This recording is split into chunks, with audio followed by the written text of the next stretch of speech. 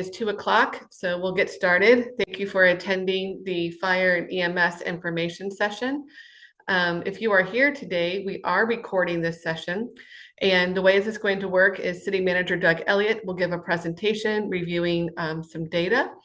And then we will turn it over to Chief Deathridge, our fire chief, and Chief Jones, our police chief, to kind of share their perspective. After that, if you have questions, you can click the raise your hand button and I will call on you and unmute you so that you'll be able to ask your question. This will be recorded and we will share it out on YouTube this afternoon once completed. And you're also welcome to submit questions in writing if we didn't get to them today. All right, with that, I'm going to share our PowerPoint.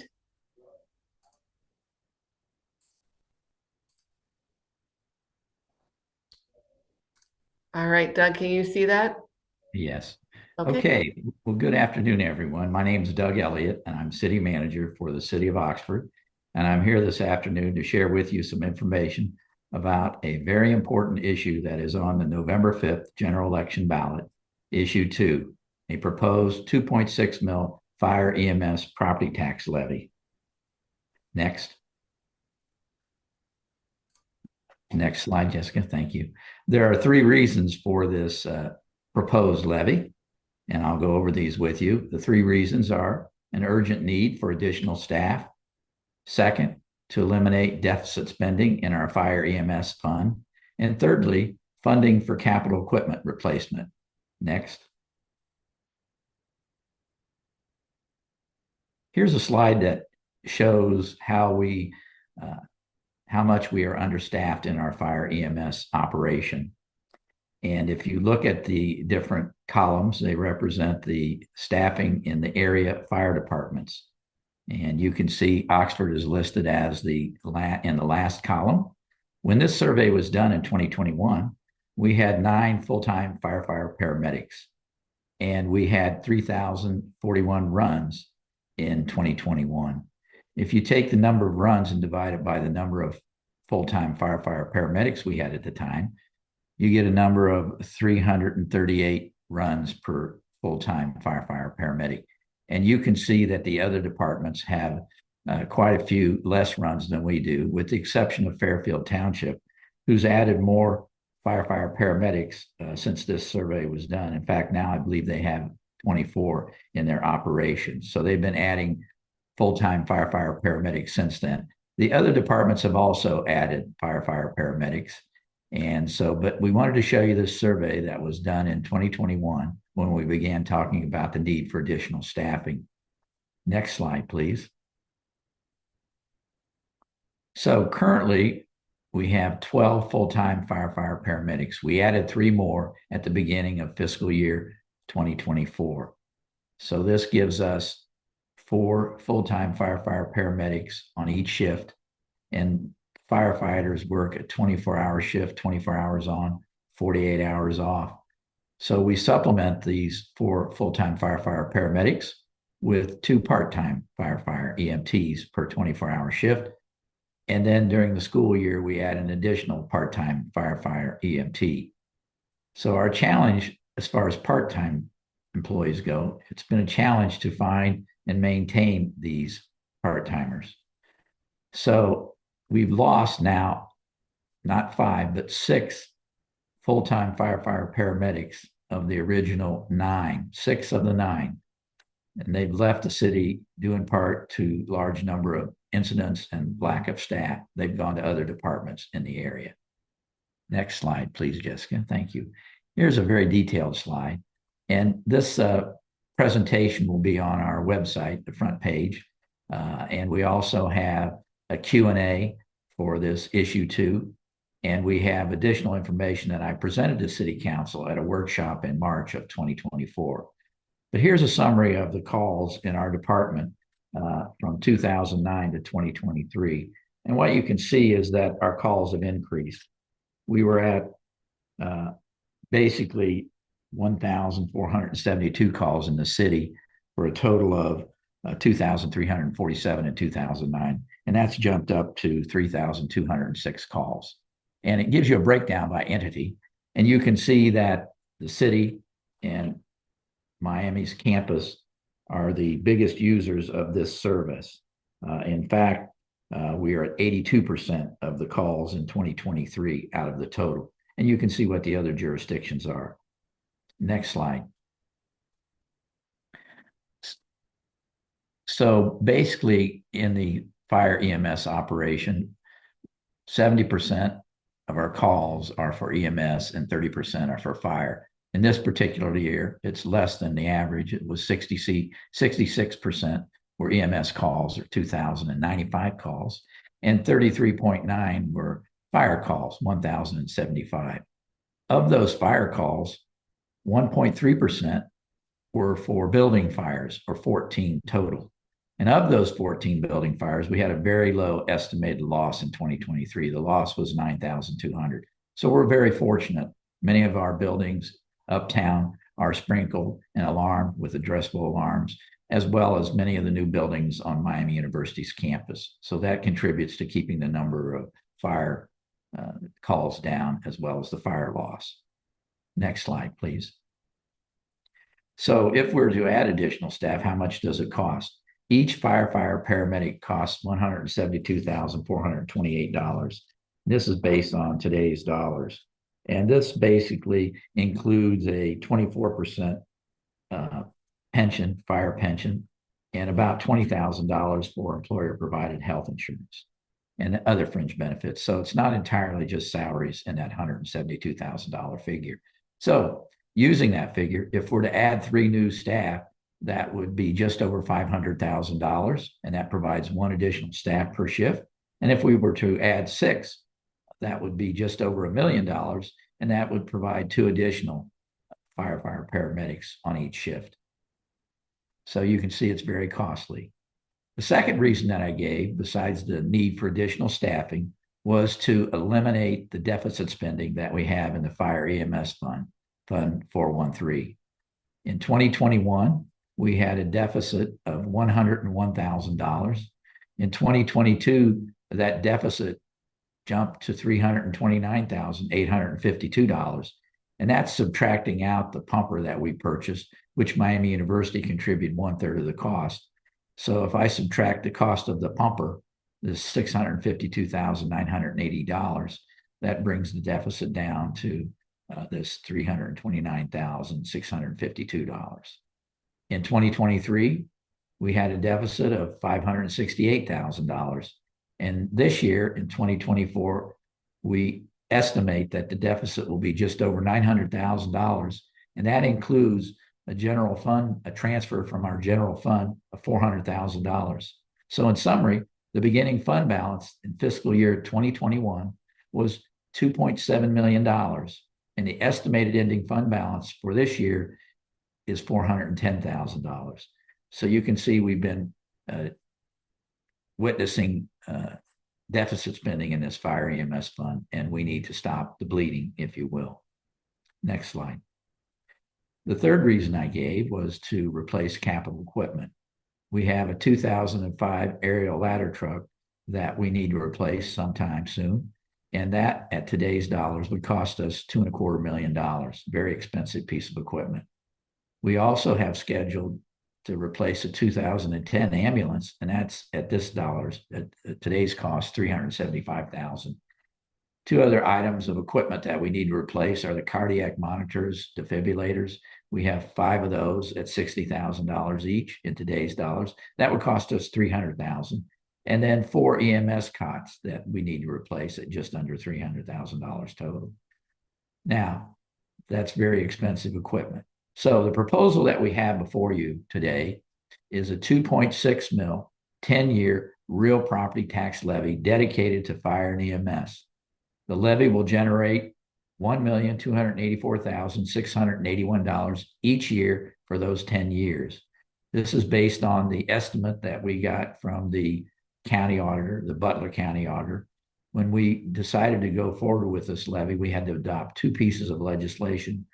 One was a resolution that was basically to ask the county auditor how much we would raise with this 2.6 mil levy.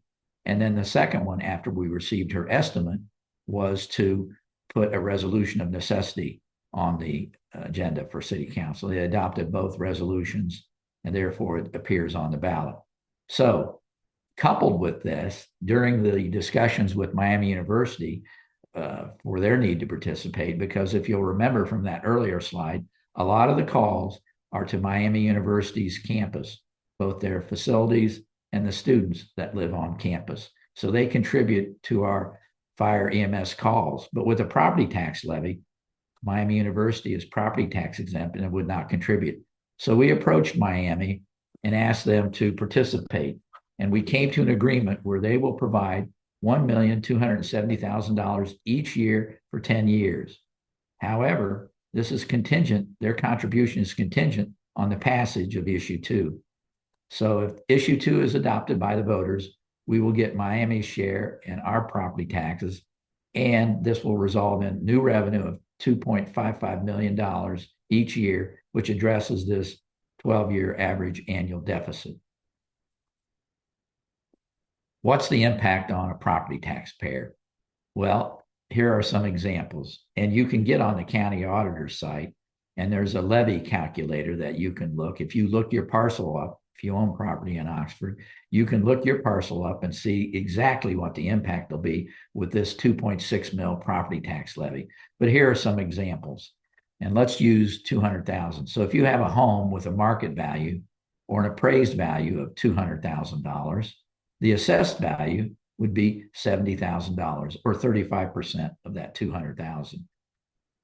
2.6 mils then would impact that property taxpayer $182 each year. And you can see the other examples as well too. So why did we choose a property tax and not an income tax increase? Well, if you look at the municipal income tax rates in Butler County for the different cities, you'll see that Oxford, we're at 2%.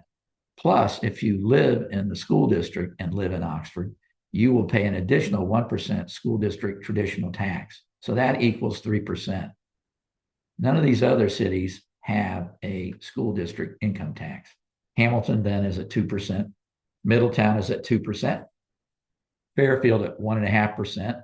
Monroe at 2%, plus a qualifying homeowners then only pay 1.5%. And then Trenton is at 1.5%. So we have currently the highest municipal income tax rate when you include the school district tax with it at 3% total. If you look at the area of Butler County real property effective tax rates for Class 1 property, and Class 1 property is residential and agricultural. Class 2 property is commercial and industrial. But we're going to focus on Class 1 because that affects homeowners.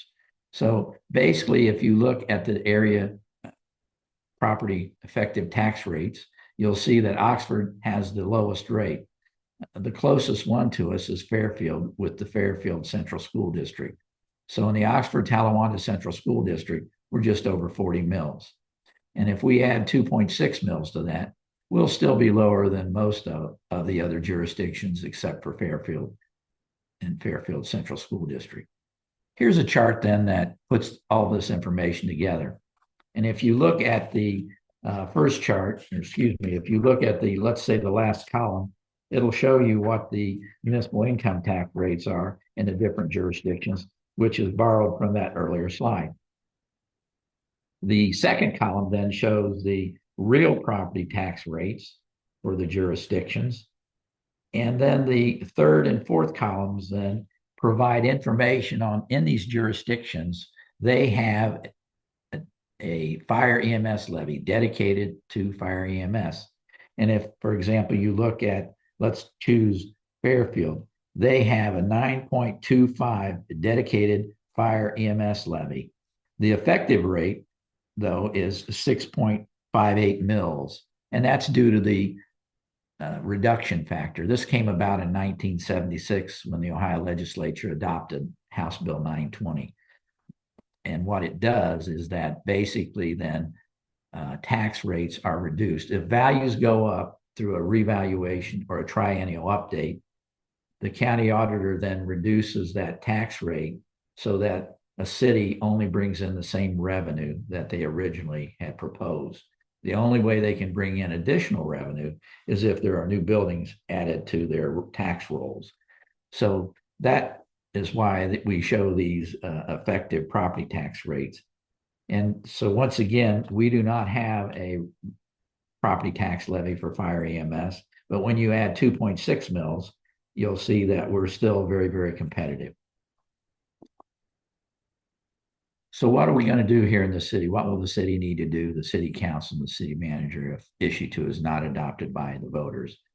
Well, we'll need to reduce capital equipment and improvement expenditures. That's usually the first thing a city manager does when he needs to cut. They look at capital equipment and capital improvements. One item that we do every year is street improvements. We're proposing $600,000 in 2025. And if this levy doesn't pass, I would expect that I would recommend to city council that we not go forward with that expenditure, as well as other capital equipment and capital improvement expenditures. We would need to cut other programs, excluding police and fire and EMS, since they're our most important services that we provide in the city. And so that means we would look to cut recreation, we would look to cut administration, we would look to cut community development, community assistance. All these other programs need to be cut. And of course, we could expect a further loss of our experienced staff, and we'd find it harder to attract qualified staff if we're making these kind of cuts. I get asked a lot about what do the townships contribute. As probably most of you know, we have an agreement with Oxford Township for the unincorporated portion of the township to provide fire and EMS services. We've had that agreement with them for a long time. And I'm happy to say that we recently reached a new agreement with Oxford Township, whereby they'll be paying us $200,000 a year for 2025, 26, 27, and 28, the next 4 years. We also have an agreement with Milford Township, and we only provide EMS services to the western portion of Milford Township. However, from time to time, we address a lot of calls, EMS calls, on the eastern portion of Milford Township, since they're serviced by 7 Mile and it's a volunteer operation. And many times they have had a hard time having staff respond to the call. So we have a contract with Milford Township. It's a recent one. And for 2025, they'll be paying $60,000 a year. Is that an equitable amount? I don't believe so. In fact, we've reached a tentative agreement with them that they will place on the ballot in 2025 a replacement fire EMS levy to pay the city of Oxford $225,000 a year, which we believe then is an equitable amount for Milford Township. And if you'll remember, if you look at that earlier slide where I showed the different runs per jurisdiction, you'll see that Milford Township's runs have been increasing over the last several years. So they need to pay an equitable share. How do we determine what's an equitable share? Well, what we do is we take the budget for 2024 in fire EMS, the expenditure budget, and we subtract then EMS billing. That's the amount that we bill to patients and receive from Medicare, Medicaid, and private insurance companies. It runs about $400,000 to $500,000 a year. We subtract that, and we arrive then at what I call net expenditures. We take that in net expenditure for that jurisdiction and multiply it by the jurisdiction's percentage of calls. And like I said, we believe then that Milford Township will be paying an equitable share. Next slide.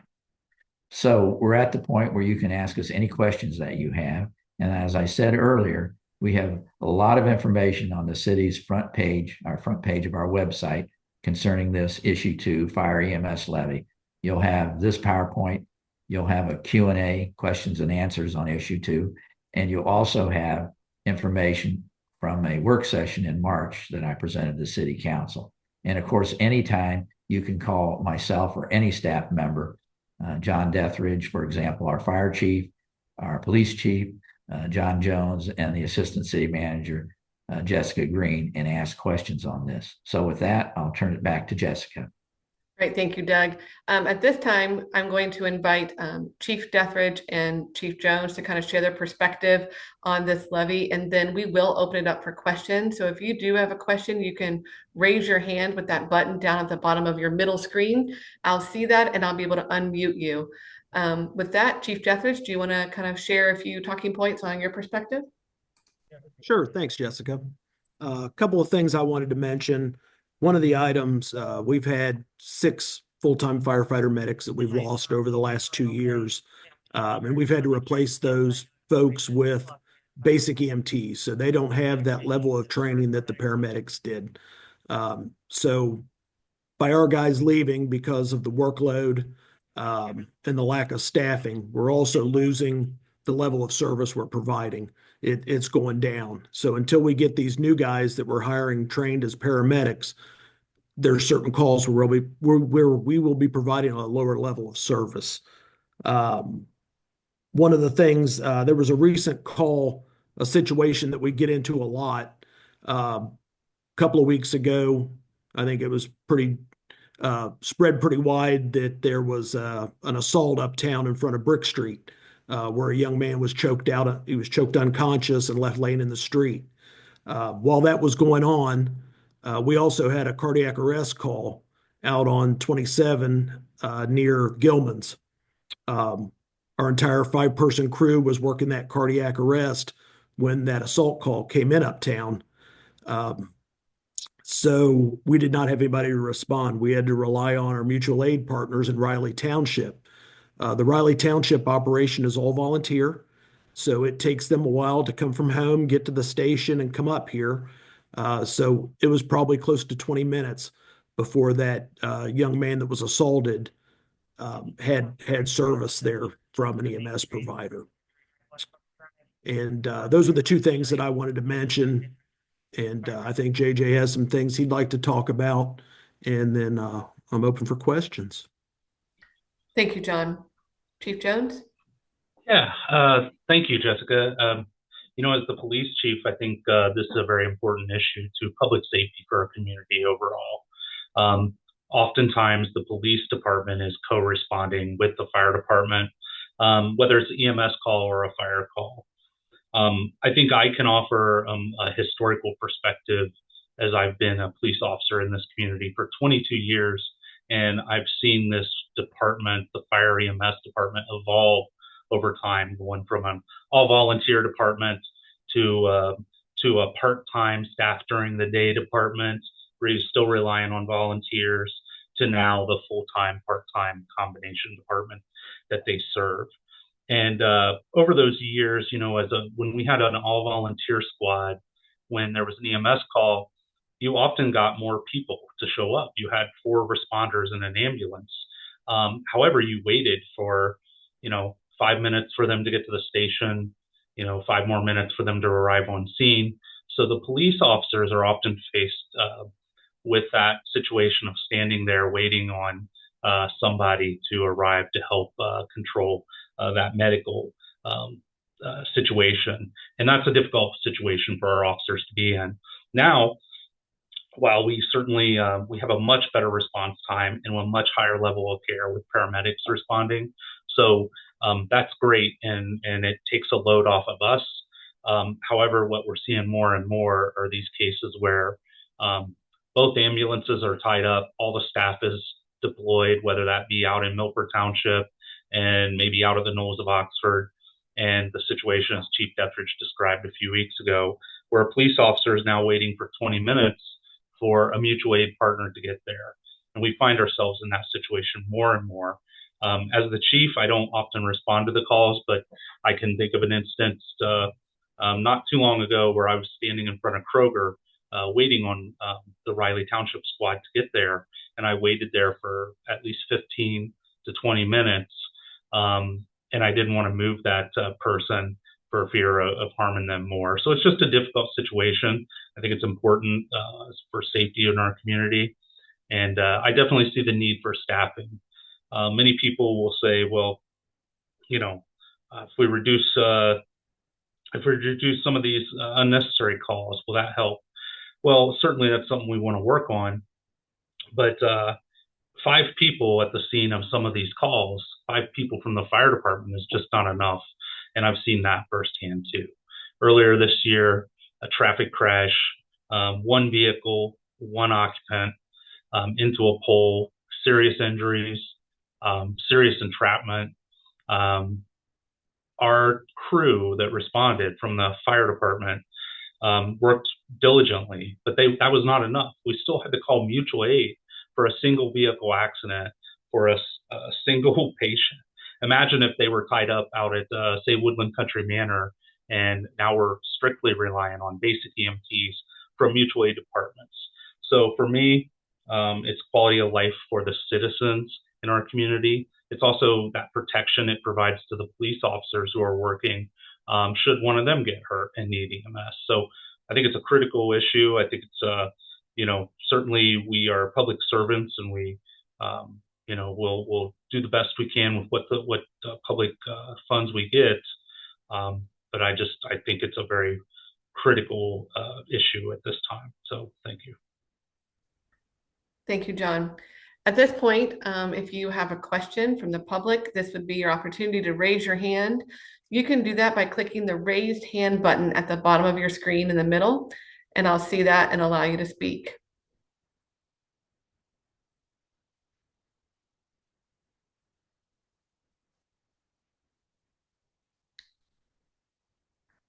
Okay, I'm not seeing any raised hands. Oh, I do see one. All right. I see the name Ron, and Ron, you can now speak. You'll need to unmute yourself. Okay.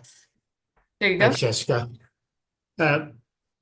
With this, I didn't see in the PowerPoint, what is the annual budget for the fire department?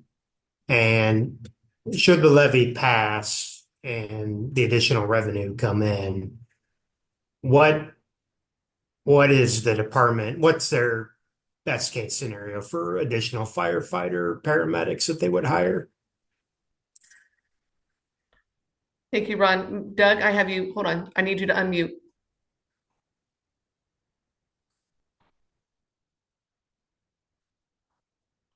You can do that on your bottom left, Doug. There's a little button that says audio. There you go.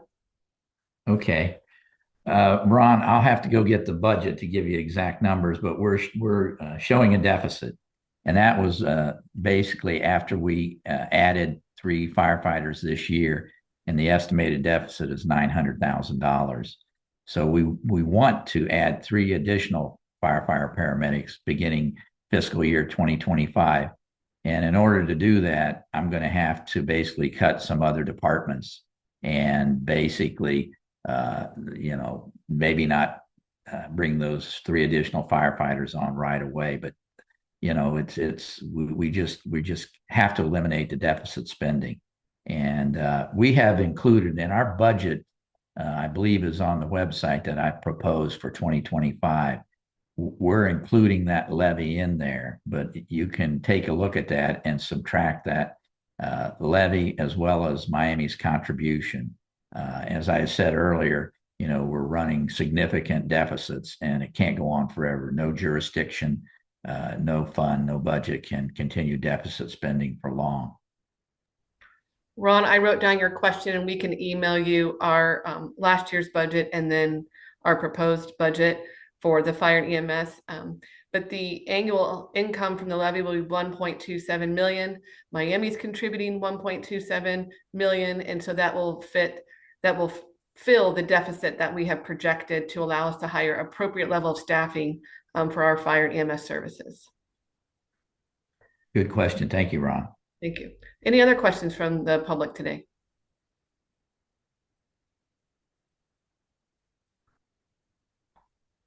Okay, seeing none, we will, again, thank you for taking time out of your afternoon to join us. We will post this recording on YouTube and then post it on our city website and probably also the Facebook page. If you have additional questions after this presentation, please email us or call us, and we'll do our best to get you the answers, and we'll go from there. Thanks, everyone. Have a good afternoon, and we'll talk to you soon.